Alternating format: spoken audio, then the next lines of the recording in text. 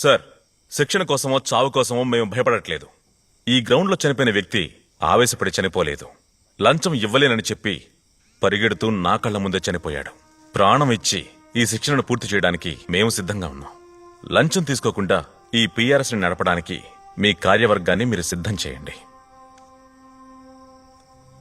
అయితే ఇన్నాళ్ళు ఇక్కడ ట్రైనింగ్ జరగలేదు, డబ్బులు వసూలు చేయడమే జరుగుతుంది కదూ? పోయి ట్రైనింగ్ కుర్రాల దగ్గర డబ్బులు వసూలు చేసేది? మరి వాళ్ళు ఎలా మీకు రెస్పెక్ట్ ఇస్తారు? ఛే, ఇవన్నీ ఏంటో మీరు అడగరా? అదేంటన్నది విచారణ చేస్తానయ్యా. చెంచారులే. ఈ ఇష్యూ సంబంధంగా ఆ ఇన్స్పెక్టర్కి ఒక మెమో ఇచ్చి రిప్లై తీసుకోండి. రిప్లై మాత్రం సరిగ్గా రాలేదో I'll take severe action against you.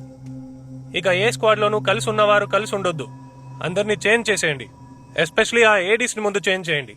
ఎవరెవరు చెప్పిన మాట వినరో వాళ్ళకి సివియర్ పనిష్మెంట్స్ ఇవ్వండి.